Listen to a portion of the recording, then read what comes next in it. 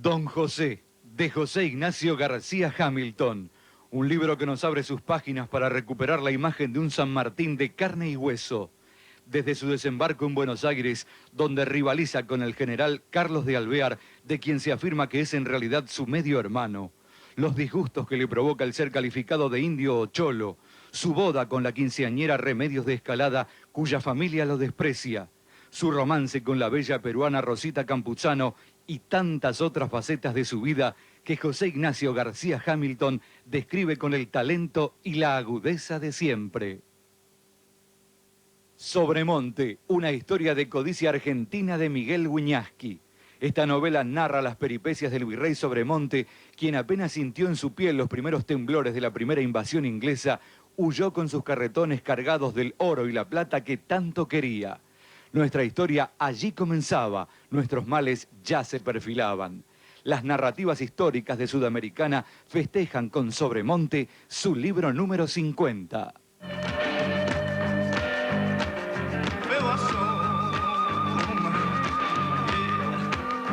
Ya a sus rayos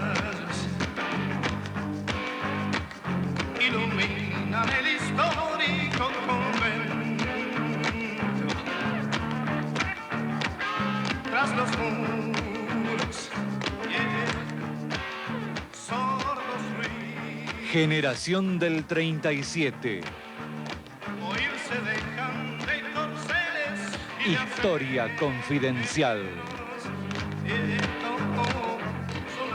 ¿Cómo les va? Bienvenidos otra vez a Historia Confidencial. Muchas gracias por acompañarnos siempre, muchas gracias por los comentarios, las críticas, los elogios, todo nos sirve. Hoy vamos a hablar de la generación del 37, la generación romántica, que sin duda introduce en nuestra literatura un punto de elevadísima calidad que de alguna manera anticipa lo que va a ser el potente desarrollo de la cultura argentina. Pero, sin duda, en sus personajes principales, como Echeverría, como Alberdi, como Caney y de todos los demás de los cuales vamos a hablar hoy, se nota una fuerte predilección por la influencia europea. Son intelectuales que llegan a decir que, bueno, que en nuestro país se debería hablar en francés. Sin duda, este movimiento cultural acompaña el desarrollo político, económico, social, de una Argentina que se debatía entre mirar hacia adentro, hacia sus valores más propios, hacia sus provincias, y una Argentina que prefería parecerse cada vez más a una Europa progresista. No olvido de invitarlos a acompañarme en el sitio que están viendo en la pantalla, y ahora vamos a ir, como siempre, al informe de Felipe Piña. El romanticismo constituyó una expresión cultural, pero también un modo de vida que reaccionó contra el mundo industrial y urbano emergente. Este mundo nuevo, decían los románticos, privaba al hombre de una relación más auténtica con los hombres y la naturaleza. Movimiento irracionalista, el romanticismo se opuso a una visión de la sociedad y el mundo calculada y elaborada en términos racionales. Por ello combatieron la opresión política, nacional y social. Deseaban abolir el sufrimiento, se opusieron a la esclavitud, la pena de muerte e incluso a la ley, considerada, según ellos, un agente de opresión. Hacia 1830, la Europa de la Restauración comenzó a desmoronarse. Este cambio se manifestó políticamente entre 1830 y 1870 a través de las revoluciones impulsadas por la burguesía, que pudo desplazar a la nobleza del poder político y organizar el Estado según sus concepciones e intereses, imponiendo sus ideas liberales. En 1830 las revoluciones liberales son derrotadas en el centro de Europa, aunque en Francia la gran burguesía logró reemplazar a los Borbones absolutistas por los Orleans. Sin embargo, la pequeña burguesía, las clases obrera y campesina, habían quedado completamente excluidas del poder. Por aquellos años de la década del 20, del 30, del siglo XIX en Europa empieza a desarrollarse este movimiento romántico que tiene múltiples manifestaciones en la pintura, en la música, en la literatura, tratando de rehumanizar un poco la sociedad después de los duros años de la Revolución Industrial y el maquinismo, esta especie de deshumanización, donde el hombre parecía estar integrado a la máquina, y lo único que importaba aparentemente era el lucro, la ganancia de esta nueva burguesía industrial que se estaba adueñando del mundo, por lo menos en Europa. También es el momento del nacimiento de ciertos utopismos, la utopía socialista, los socialistas utópicos que empiezan a plantear algunas soluciones en torno a esta sociedad deshumanizada. Y por supuesto todas estas ideas, esta revolución, las ideas que se producen en Europa en la primera mitad del siglo XIX van a llegar a la Argentina en esta época, en plena época de Rosas, y por supuesto van a provocar una serie de convulsiones ya que conocemos con el nombre de Generación del 37. Esteban Echeverría, en edad, es el primero de los miembros de la generación del 37. En 1825, él tiene 20 años y es becado por el gobierno de Rivadavia para viajar a París, donde hace estudios libres en el barrio latino. Ahí lee a los autores franceses, a Balzac, a Dumas, lee a Shelley, lee a Goethe, se empapa de todos los autores Víctor Hugo, por supuesto. Lee todos los autores que están de moda en el romanticismo en Europa y los trae acá. Pero cuando él vuelve se encuentra que ya está el gobierno de Rosas y el ámbito cultural que lo había mandado becado allá ya no estaba. Por eso es que dice, lloremos hermanos, la patria no existe. Volvió la cadena, dice en uno de sus poemas. Y entonces con los amigos que hace, Gutiérrez, Alberdi, sobre todo hacen un trío muy particular, tratan no de buscar un punto en el pasado ideal para resucitarlo, para reflotarlo, porque no lo encuentran. Está la España de la Inquisición, del fanatismo, del atraso, de la ignorancia, la monarquía, ni en el presente. Entonces se dan cuenta que tienen que hacer todo de nuevo. Quizá por eso es que esa generación que después va a ir al exilio en tiempos de Rosas, va a traer todo del extranjero, porque no encuentran, como en Europa lo habían hecho los europeos, un punto para idealizar, ¿no? Porque todo lo de acá les parece malo, les parece... Efectivamente rechazan la herencia española, pero rechazan también al pensamiento. De alguna manera inaugura la generación del 37, más allá de su excelencia, que sin duda Echeverría ha sido un excelente escritor, un gran poeta, sino que también inaugura ese perfil del intelectual argentino, sobre todo el intelectual porteño, que le parece muchísimo más importante lo que pasa en Europa o hoy también en Estados Unidos, que el hecho, por ejemplo, de que estemos cumpliendo los 100 años del nacimiento de Arturo Jauretche, ¿no es cierto? Que siempre va identificado como mucho más culto, más inteligente, a un hombre abonado a las teorías internacionalistas, como puede ser el liberalismo, el socialismo, que un Ricardo Rojas radical o un Scalabrini Ortiz peronista. Pero estos son temas con los cuales seguramente podremos discutir bastante y recuperar nuestra capacidad de pelea de tantos programas. Vamos a ver una frase de José Mármol en El canto del peregrino, donde justamente se refiere a lo que decías hace un rato, su rechazo a lo hispánico de esta generación de 37. Todavía hay España entre nosotros y la habrá mucho tiempo, aun cuando dora el sol de independencia nuestra aurora. José Mármol, Canto del Peregrino, 1847.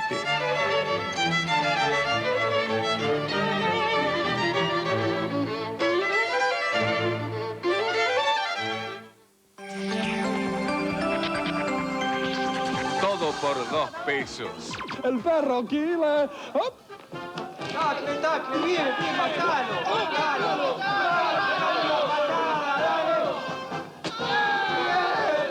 La mejor manera de empezar la semana. ¿Qué es lo que quiere, pobre Pokémon?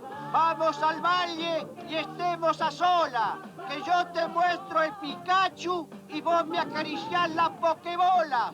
Este lunes a las 11 de la noche con Mario y Marcelo. Me voy a despedir con una frase de mi amigo Santo Biasati, que me dijo mientras se tomaba una caña en un barcito de Palermo: el público es muy severo. Un día no sonreís y se acuerdan hasta de tu madre. Por Canal 7 Argentina. Mi amor, ahora me confieso yo. ¿Me dejas confesarme, por favor? ¿Ahora me confieso yo? ¿Quién se va a confesar? ¿Cómo? Yo. Confesiones del Pene. Arturo Bonín, Juan Palomino, Diego Peretti. Entradas en venta en Multiteatro, Corrientes y Talcahuano o por sistema Ticketmaster 4321-9700. Confesiones del Pene. Mi amor, ahora me confieso yo. Sin Estribos, la mejor música de nuestro país. Este domingo, Tamara Castro, Rubén Patagonia. El cultrum nos va llamando al sol a danzar como el choique. El ranking, la agenda folclórica y las novedades del dúo Coplanacu, los amigos y los chalchaleros. Este domingo a las 14 por Canal 7 Argentina. Si querés presenciar la grabación de Sin Estribos, te esperamos los martes a las 15 en Avenida Figueroa Alcorta y Tagle.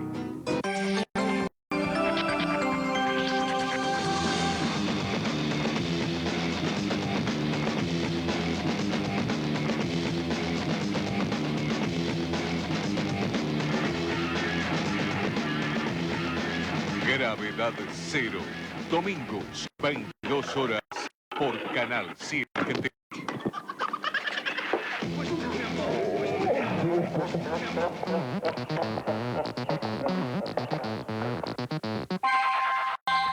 Estás en Canal 7. Cambiar valió la pena. Nos estamos viendo. Historia confidencial. Generación del 37.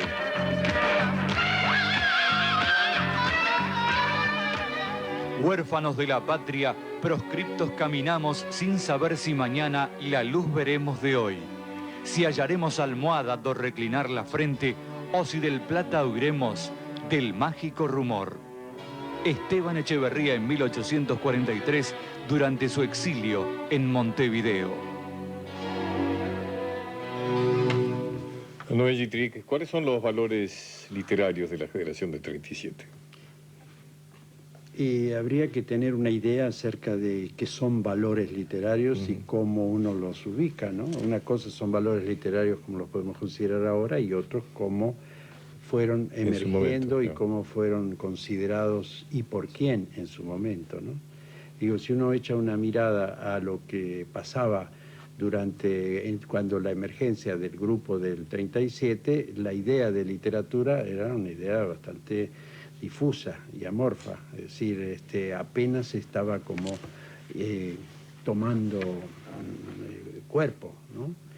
Los primeros intentos de Echeverría son más o menos de formas clásicas y de una voluntad más que de una inspiración realmente interesante desde un punto de vista más actual, ¿no? Son más, en fin, hay que hacer un verdadero esfuerzo para conectarse con lo que uno ahora siente como literatura o como exigencia literaria, ¿no? Bueno, él decía que él mismo no conocía bien la literatura castellana, por eso en París la estudia, porque quería conocer la métrica, la versificación, ¿no? Claro, lo cual sería una constante en toda nuestra cultura. Nunca conocimos bien la cultura española, ni tampoco las otras. Sí. Interesante es que al principio esta gente que se forma, digamos que se reúne, ¿no?, ahí en la Asociación de Mayo y etcétera, que además tiene esa vocación de constituir grupo y después tiene la interesante vocación de constituir un grupo además con compromiso político.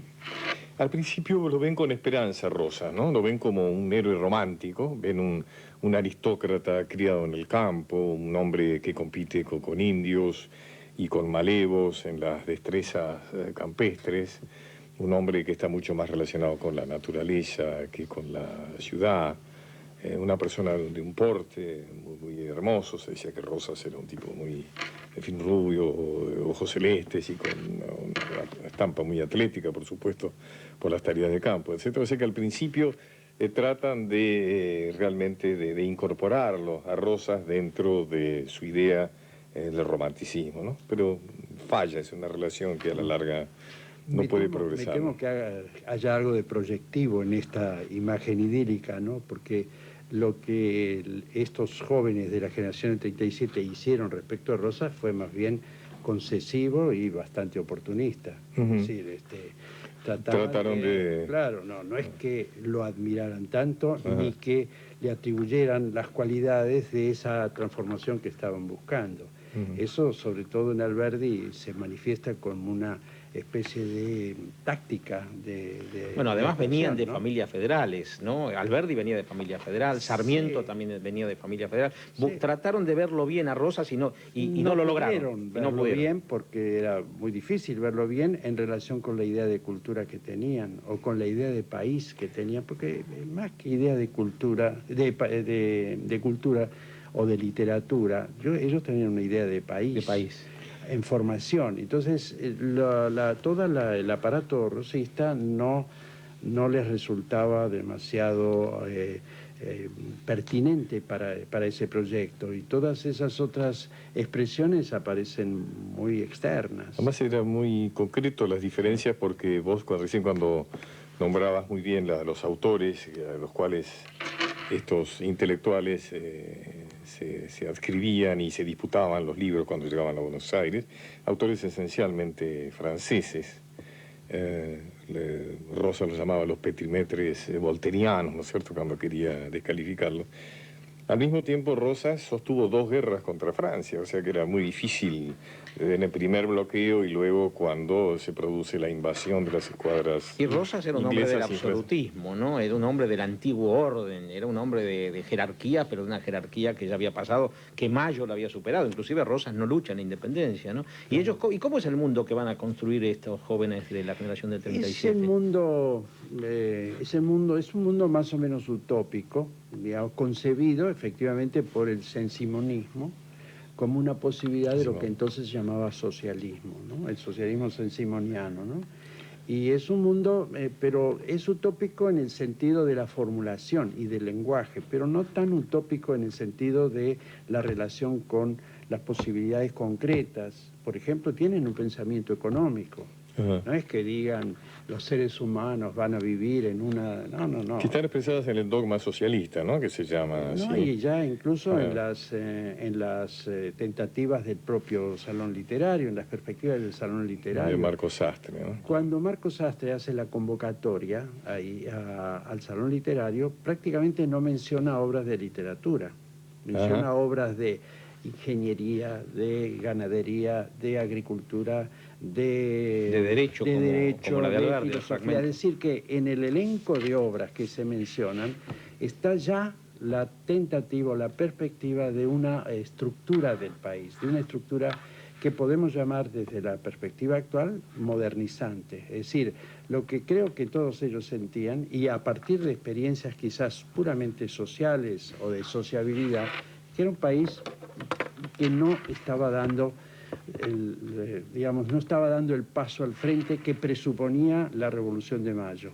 ¿no? Pongamos en orden un poco las cosas. O sea, al principio este grupo, sobre todo cuando llega Echeverría en el 37, después la trayectoria que describiste. ¿Cuando llega a dónde? Cuando llega a Buenos Aires, cuando vuelve llega en el 30. En el 30, perdón, sí, el 37 es el exilio, perdón.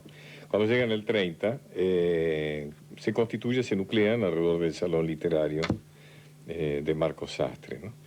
Y luego, bueno, de los avatares políticos se exilian, muchos de ellos, y constituyen luego la Asociación de Mayo en Montevideo, y luego publican el dogma socialista en Montevideo, ¿no es cierto? Sí.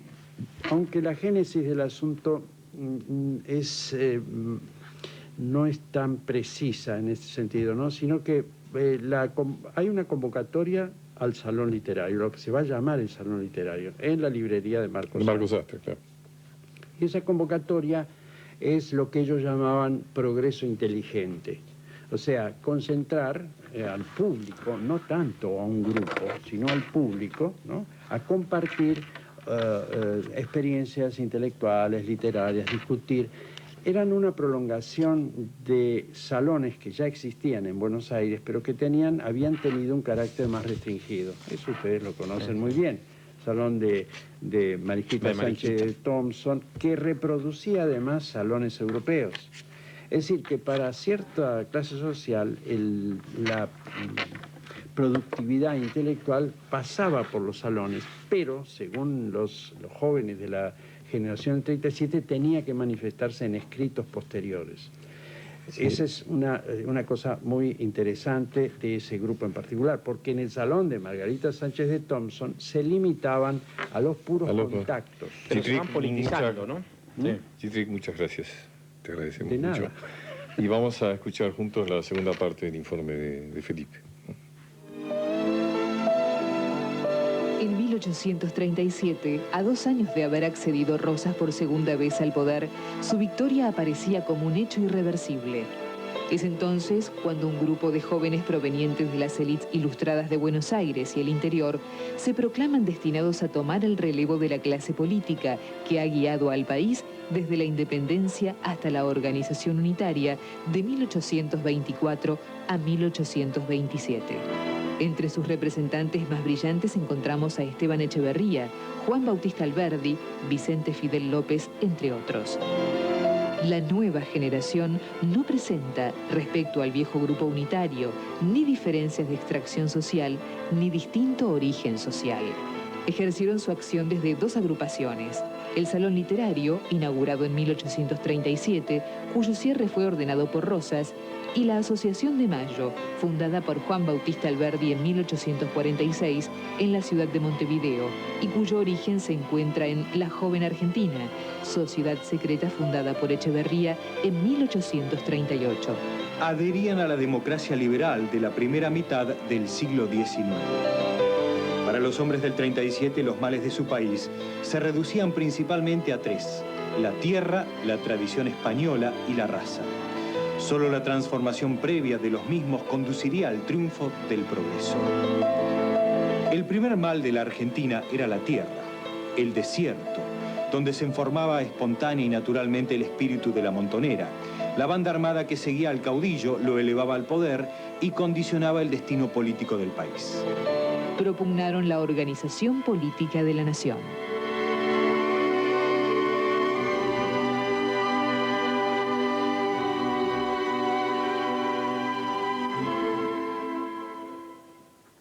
Uno puede estar de acuerdo o no con los postulados de la generación del 37, pero creo que en estos momentos de tanto descreimiento y de pérdida de ilusiones es interesante reivindicar la utopía, ¿no? Esta posibilidad de plantear una sociedad distinta y que difícilmente se pueda concretar, pero que sirve de todas maneras para ir avanzando en la sociedad, ¿no? El valor de la utopía siempre fue este.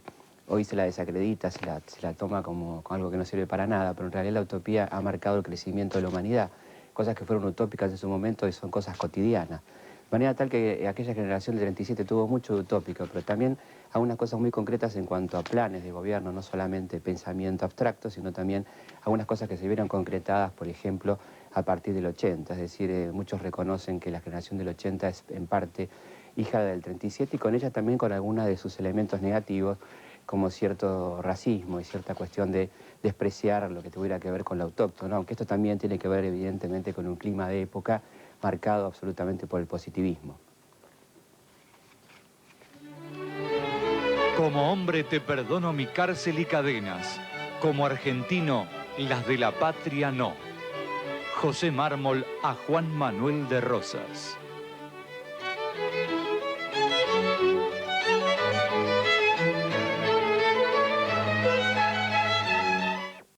Cuento de verano. Un romántico relato del cine francés. Inocencia, amistad y sensualidad en un film dulce y seductor. Con Melville Poupeau, Amanda Langlais y Aurelia Nolan. Escrito y dirigido por Eric Romer. Seleccionado para el Festival de Venecia. Sábado, 22 horas. Cuento de verano. Un estreno de El Otro Cine, presentado por Boy Olmis, por Canal 7 Argentina.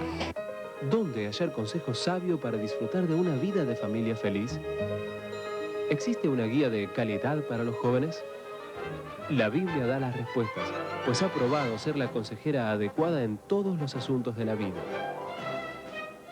Los testigos de Jehová lo invitan a comprobarlo durante los meses de octubre y noviembre de este año, en la Asamblea de Distrito Maestros de la Palabra de Dios de su zona. No se hacen colectas.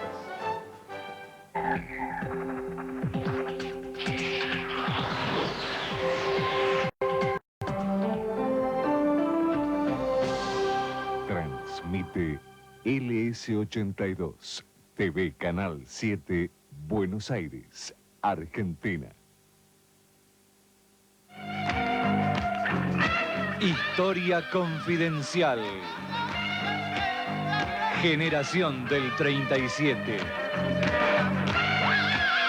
Soy Lorenzo Esteban Echeverría, que es una de las bases de este rejunte de intelectuales que fue la Generación del 37, y que planteaba, bueno, que básicamente tomaba dos puntas ideológicas. Una es la reivindicación de la Revolución de Mayo, y la otra es tomar toda la serie de ideologías europeas del siglo XIX, positivismo, etc. Echeverría decía que, bueno, que la democracia es el régimen de la razón y no el despotismo de las masas. Se juntaron un grupo de jóvenes de entre 20 y 30 años que primeramente discutían política, económica, de esos temas, y más adelante, cuando se hicieron más importantes, se plantearon diferentes cosas, como por ejemplo identificar desde una manera objetiva los problemas que tenía el país. Uno de los males considerados por ellos era el gobierno del caudillo, porque decían que era el enemigo del progreso, que representaba la barbarie y que, bueno, que representaba la barbarie y que el salvajismo americano y las viejas estructuras españolas,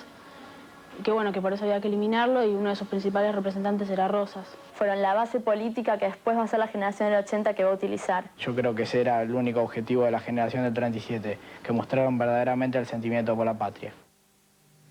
Los chicos del Colegio Ecos de Palermo nos hablan de ese desprecio que tenían los hombres de la generación del 37 por los caudillos y por el despotismo de las masas. María Rosa Lojo, vos has escrito sobre varios de los hombres de la generación del 37. Sí, sí. Y sobre ese tema del desprecio hay mucho que decir, porque siempre hay una fisura entre las plataformas políticas racionalmente explicitadas y la creación literaria, que es otro campo. Y en lo que se refiere a creación literaria propiamente dicha, a obras como El Matadero y como Amalia, de José Mármol, hay algo más que desprecio por el caudillo y por el elemento llamado bárbaro. Hay una cierta identificación subliminal, muy curiosa, que se ve en estos dos textos. Por ejemplo, en Amalia, como todos sabemos, es una novela escrita por Mármol en su exilio montevideano, es una novela escrita contra Rosas, así como fue escrito contra Rosas el Facundo. Tiene un carácter panfletario del que el autor no se avergüenza, porque es un arma política, lo mismo que Facundo lo fue para Sarmiento. Pero también es una novela que hoy sigue siendo una novela legible, que está muy bien construida, que tiene personajes fascinantes, que tiene situaciones que nos atrapan. Y creo que el personaje más fascinante de Amalia es Rosas. Y Rosas es el antihéroe, pero al lado de Rosas está su oponente, que es Daniel Bello, que es el héroe unitario, el representante de la civilización, del romanticismo, de los ideales románticos, que se parece a Rosas mucho más de lo que el autor quisiera, tal vez. Eso lo trabajé especialmente en este libro, ¿no? ¿Cómo se llama el libro? La barbarie y la narrativa argentina del siglo XIX. Hay un estudio dedicado a Amalia, otro al Matadero. Yo quería decirte algo, yo creo que hay un punto complicado, digamos, de esta generación de 37, que es cuando su aporte desde el exilio en Montevideo fundamentan ideológicamente, sobre todo Alberdi en varios artículos que él publica en diarios de Montevideo, la invasión francesa, digamos, ¿no? El bloqueo francés, donde de alguna manera dicen nuestra bandera es la tricolor, nuestra bandera es la de nuestra patria es la libertad, digamos, ¿no? Y ellos hacen la justificación ideológica de la invasión francesa a su propia patria. A mí me parece que es un punto donde este afrancesamiento, este europeizamiento de esta generación literaria se vuelve ya una situación que entra en claro conflicto, por lo menos deberíamos cuestionarlo mucho más que lo que ha hecho la historia oficial. ¿Estás de acuerdo? Bueno, es una mancha dentro de la programática, evidentemente, de esa generación. Y eso es lo que más se le ha discutido. Así como pero cuando Alberdi se resiente mucho. Luchar por los derechos humanos, María Rosa, no me parece una mancha. Me refiero desde el punto de vista de la reivindicación de la soberanía nacional, en ese aspecto es algo, digamos, criticable. Bueno, el mismo San Martín, cuando San Martín tiene que tomar partido, bueno, pensara lo que pensase del régimen de Rosas, que no sabemos hasta qué punto estaba informado o no lo estaba, el hecho es que toma partido del lado de Rosas. Alberdi lo explica, que él dice que los ideales del 25 de mayo son los de la Revolución Francesa: libertad, igualdad y fraternidad. Y Rosas, al establecer una tiranía, está tirando abajo esos ideales. Entonces Alberdi dice que es lícito aliarse con una nación que representa la libertad y la igualdad y la fraternidad para tirar abajo un tirano. Te voy a leer una frase textual, una frase... No, a mí no me parece una mancha, me parece lo más... Te voy a leer una frase textual de Alberdi. Dice, ¿estará el deshonor entonces ligarse al extranjero para batir al enemigo? Sofisma miserable, todo extranjero es hombre y todo hombre es nuestro hermano. La doctrina contraria es impía y bárbara. No es nuestro hermano un hombre porque ha nacido en la misma tierra que nosotros. Nosotros no somos hijos de la tierra, sino de la humanidad. De lo contrario, las bestias que han nacido en nuestra tierra serían nuestras hermanas. Creo que este argumento muy débil, estructuralmente, ideológicamente, nuestro hombre señala todo hombre realmente... es un hermano. Yo de ninguna manera creo que podemos justificar una alianza con una potencia extranjera que está invadiendo nuestro país con el pretexto de derrocar a un gobernante. Ahora, Me parece que en eso el tiempo del proceso se decía, los argentinos somos derechos humanos. Yo estoy de acuerdo con María Rosa que es una mancha. Yo creo que lo dignifica, ¿no? Es discutible, yo creo que es discutible. Por lo menos, quizá la palabra mancha sea muy fuerte, pero es discutible, por lo menos, ¿no? De todas formas, bueno, mi idea no era hablar de este tema, sino de literatura. Bueno, de lo que es... Lo que pasa es que fue una literatura militante la de ellos, ¿no? Yo lo Amalia lo fue, lo fueron las obras luego. de Echeverría. Pero, bueno, justamente lo que me gustaría señalar es que cuando la literatura se produce, y estas obras son auténticamente obras literarias, más allá de su indudable intención de calidad, política, son obras son obras de calidad, tanto El Matadero como Amalia. Aparecen otras cosas que quizá los autores no las han querido conscientemente. Por ejemplo, en El Matadero, ese joven unitario que termina siendo, bueno, apresado y que muere en esa confrontación, es tan violento como todo el resto de los que están en El Matadero. Incluso no llegan a matarlo, él revienta de rabia, revienta por una efusión de su propia sangre que se derrama sobre la mesa. Lo mismo que Daniel Bello, es tan violento como Rosas. Y eso no habla en contra ni de Echeverría ni de Mármol, sino que muestra un estado de cosas. Es algo que ni siquiera, como vos bien decís, a lo mejor se lo propusieron. Seguramente no se lo propusieron. Es algo que pasa con los buenos escritores, los buenos artistas, que las circunstancias afloran a través de ellos, ¿no? Así como Mármol justifica racionalmente el maquiavelismo de Daniel Bello, que es un personaje muy calculador, que piensa incluso en la conveniencia de sacrificar ciudadanos franceses o de lograr que la mazorca asesine ciudadanos franceses para despertar la indignación de Francia y lograr una reacción en contra de Rosas. O piensa en la conveniencia de que también inocentes argentinos mueran para lograr ese mismo objetivo. Es, bueno, un razonamiento maquiavélico realmente. Daniel Bello se muestra capaz de ser tan maquiavélico como Rosas. Sin embargo, bueno, es justificado de alguna forma o de otra por el autor.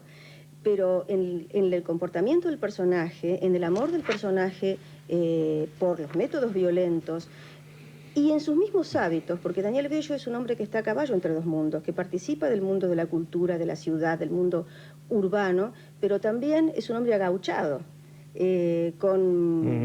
con cierto gusto por la vida rural y por los hechos de coraje, ¿no? Así que... es decir, que leyendo estos autores románticos se puede completar una visión histórica de la época. Yo creo que sin sí. duda. Que Una visión histórico-psicológica, sociológica. Histórico-psicológica, y que muestran además las dicotomías, dicotomías que no eran tan extremas y los choques en el seno de una sociedad que no se han podido resolver, yo creo que hasta hoy en muchos casos, ¿no? María Rosa, vamos a escuchar a una frase de un tucumano mucho mejor que José Ignacio. Viste qué térrico que es. Hay que mirar los programas que yo no logro convencerlo de cosas que son tan obvias, tan evidentes. Vamos a escuchar algo, una frase de Alberdi que fue tomando posiciones distintas y variables frente a... Muchas gracias. No, a ustedes. Gracias, María Rosa. Si matar a un hombre es un delito, no puede aceptarse que matar a miles durante una guerra sea un derecho que genere estatuas a los líderes guerreros. Juan Bautista Alberdi, El crimen de la guerra.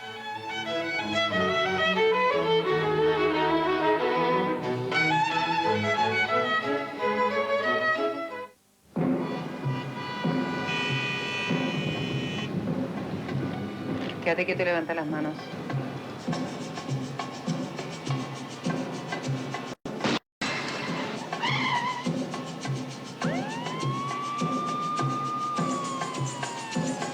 Bienvenido a homicidio.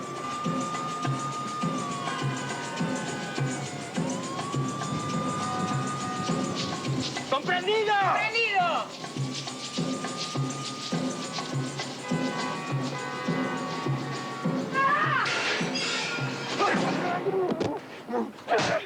Muy pronto. Código Negro. Por Canal 7 Argentina. Las mayores carcajadas desde que se inventó el matrimonio. Si estás por casarte, vení a verla. Si estás por separarte, no te la pierdas. No seré feliz, pero tengo marido. Multiteatro, Corrientes y Talcahuano. Adquiera sus localidades llamando desde cualquier parte del país a Ticketmaster. No seré feliz, pero tengo marido. Vamos a Salta. Vamos a las rutas argentinas. San Antonio de los Pobres es la puerta de ingreso a la Puna. Este pueblo está rodeado por centros de explotación minera. Viví un apasionante safari fotográfico en los valles calchaquíes y descubrí todo sobre la Pachamama. Vamos a Salta la Linda, este domingo a las 20 con Laura Melnitzky por Canal 7 Argentina. Estás en Canal 7 y no sos el único. Nos estamos viendo.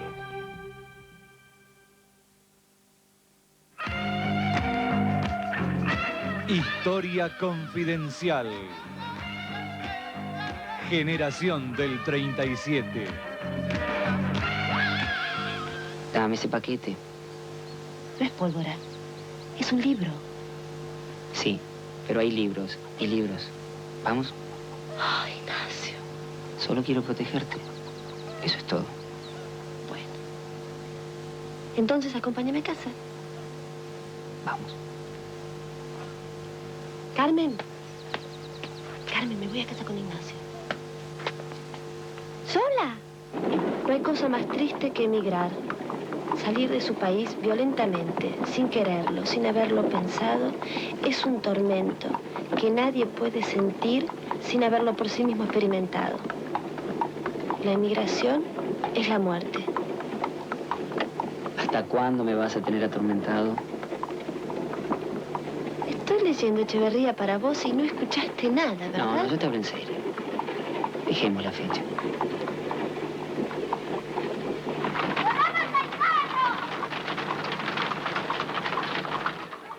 Bueno, ahí estábamos viendo una escena de la película Camila, dirigida por María Luisa Bember, con Suso Pecoraro y, bueno, Héctor Altieri, un gran elenco. Estrenada en 1984, evidentemente en un clima muy particular de la Argentina, el final de la dictadura militar, cosa que obviamente, como ya dijimos alguna vez, se percibe en torno a la película, y hay puntos muy remitentes al tema de la dictadura durante toda la película. En este caso, obviamente, el tema del exilio, los emigrados, citando a Echeverría. En otra escena de la película, el librero donde Camila va a comprar este libro oculto, va a ser asesinado por la mazorca, ¿no? También una especie de referencia evidente también a lo que estaba pasando en la época que se estaba dejando atrás en el momento del estreno de la película. Creo que indudablemente no se puede discutir el mérito literario, ¿no es cierto?, de una Amalia, de un Matadero. Creo que lo que vamos enfocando es, en relación inclusive a lo actual, esa intelectualidad que de alguna manera siente que lo ajeno es mucho mejor que lo propio, que necesita crear una realidad, un sistema de pensamiento, un sistema de decodificación de la realidad que sustituya al propio, al nacional. Yo quería leerte una especie de butad de José María Rosa, un gran historiador, que cuenta que Alberdi en su autobiografía, cuando habla de la derrota del rosista Oribe, ¿no es cierto?, en la banda oriental, por las fuerzas de su adversario Rivera en el Palmar, cuenta Alberdi que hubo muestras de alborozo que se manifestaron en el baile que daban las minajudas señoritas Mateo, y Alberdi dice una noche primaveral de 1838. Y José María Rosa comenta que lo de primaveral era porque Alberdi vivía espiritualmente en Francia, donde junio es primavera. En realidad es cierto que ellos tenían una gran admiración al extranjero porque no encontraban, como decíamos, acá elementos del pasado para rescatar. Ellos pensaban que el absolutismo político debía ser reemplazado por la división de poderes, pero la división de poderes la había inventado Montesquieu, que era francés. La libertad de comercio la habían inventado los ingleses.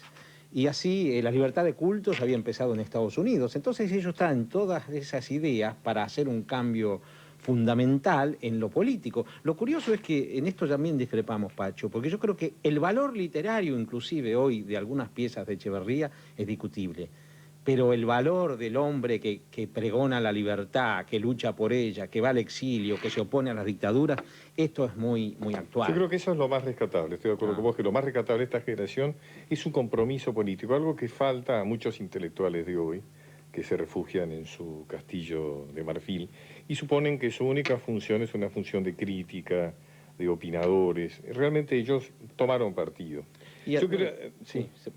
No, pero no solo tomaron partido, sino que también lo hicieron, por ejemplo, contemporáneamente, cuando viene la insurrección de los Libres del Sur contra Rosas, el hijo de Castelli, que después le van a cortar la cabeza. Pedro Castelli, que Rosas le va a cortar la cabeza y la ponen en la Plaza de Dolores. Es el único castigado de esa revolución. Claro.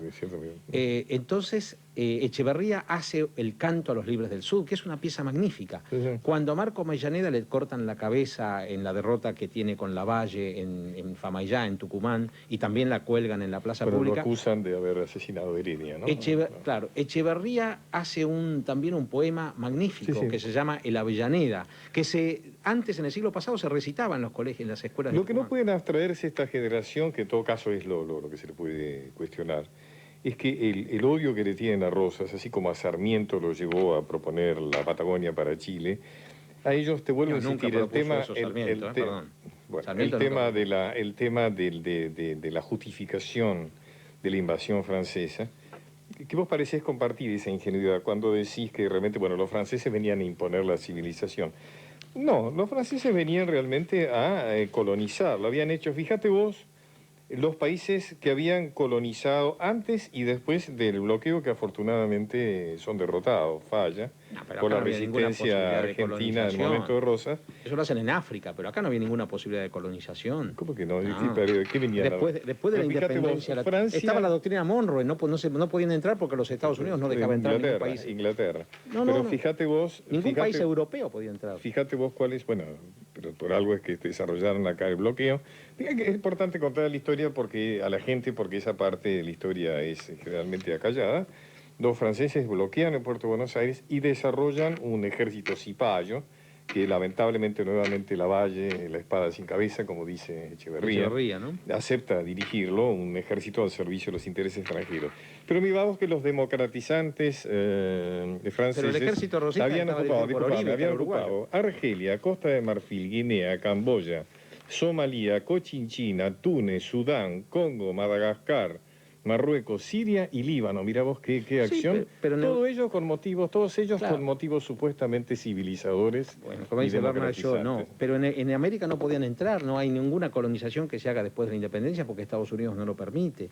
Y en realidad los bloqueos de Francia y de Inglaterra sobre Buenos Aires se levantan por la presión de los comerciantes ingleses que no querían bloqueos. Porque el bloqueo... que hubo una resistencia muy heroica argentina, también algo tuvieron que ver.